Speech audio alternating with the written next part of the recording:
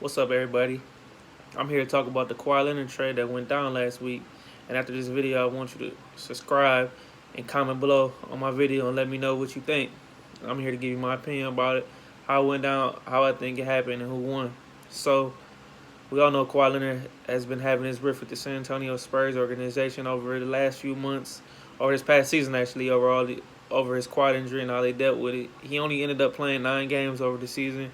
Him and the training staff, Popovich and all the players, seemed to didn't get it and what was going on. And they failed to communicate with each other because we know Kawhi is a superstar. Is one of the only superstars that I've ever seen that does not speak and does not talk and says nothing at all. His uncle is the main person who represents him and speaks for him, as well as people in his camp, which we don't know who that is. But what got it started was Popovich was having players such as Tony Parker, Manu Ginobili speak out, and Kawhi didn't appreciate that. So this once proud franchise of San Antonio Spurs has never had any drama ever that I can remember.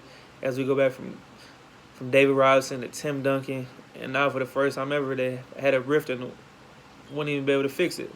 So Popovich tried and tried and didn't work. At first, we thought the Lakers were the favorite to trade for him, but I guess Magic Johnson and Rob Pelinka in the front office of the Los Angeles Lakers felt trading with their future and their mortgage for their up-and-coming young players was not worth a rental, because they would have probably had to give away some combination of Lonzo Ball, Kyle Kuzma, Brandon Ingram, and a couple first-round picks to end up getting Kawhi, because the Spurs were not giving them away that easy. And mainly, I think it's because they didn't want to trade him to the West. So I think that had a lot to do with it. So ultimately, what happened was the Spurs traded Kawhi Leonard and Danny Green to the Eastern Conference, surprising Toronto Raptors in exchange for Jakob Poeltl, 6-time All-Star DeMar DeRozan, and 2019 first-round pick. Now, honestly, I think Kawhi first heard this, he was not excited, and I still don't think he's excited to be going to the Great North, because we all know in Toronto, it gets cold. It's not fun up there. And DeMar DeRozan was highly upset, even posted on Instagram a post about how he was upset and they lied to him. I know the GM lied to him, but hey, at the end of the day, it's a business, so they're just going to have to accept it.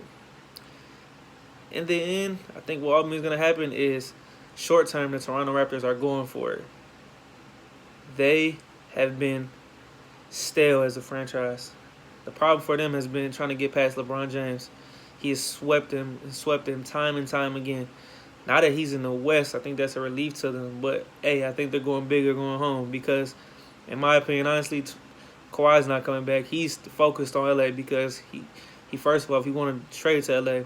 And most people think he wanted to go to the Lakers right away. But honestly, he changed his mind and said he wants to go to Los Angeles. So I think next year in the summer of 2019, he will become a Los Angeles Clipper no matter what happens in the Great North and in the Six in Toronto. But this does, in the short term, make Toronto a contender in the Eastern Conference. My top 5 teams in the Eastern Conference right now ranks as Boston's still number 1 because look what they did last year, playing Jason Tatum, no Kyrie Irving in the playoffs, no Gordon Hayward, and a bunch of young players. Now, Jason Tatum coming to a second year emerging with a healthy Gordon Hayward back and a healthy Kyrie, hopefully. I think Boston will get through it and make the NBA Finals for the first time in a few years. Second, I'm ranking Toronto. Now you put Kawhi in Atlanta, proving that he's healthy. I think what you will be. I think he'll have an outstanding season. Then you put Danny Green in there with Kyle Lowry and any combination of probably Valanciunas, OG Anunoby, and the rest of their bench. They got a good team. So I'll put them at 2. At 3, I'm putting the Greek Freak Giannis and the Milwaukee Bucks. I think they've made a huge improvement on their team. At 4, I'm putting Philly. I know they got Ben Simmons, the reigning Rookie of the Year, and Joel Embiid.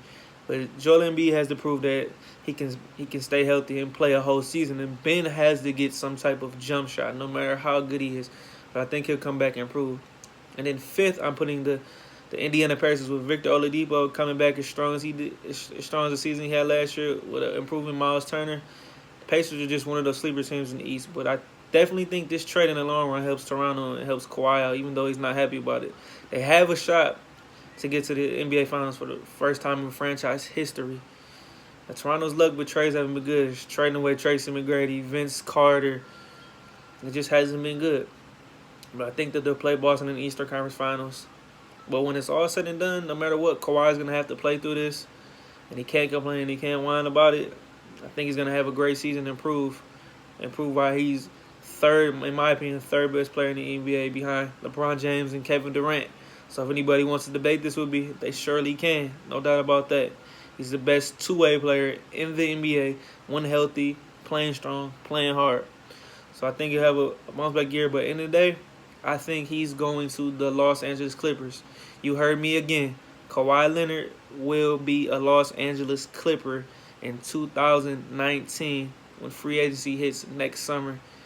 I'm not 150% sure, but that's my best guess because I'm hearing that he does not want to play with LeBron James. He doesn't want to be on a super team. He wants to create his own team. He's an LA kid from Riverside, so he wants to form his own legacy. And honestly, another thing too is his camp wants to get him out of San Antonio too because it's a small market. And he's also beefing with the Jordan brand right now because he wants to make more money. And I think he ultimately wants his own signature shoe. And LA is a hell of a lot bigger market than San Antonio, in my opinion. And actually, that's fact.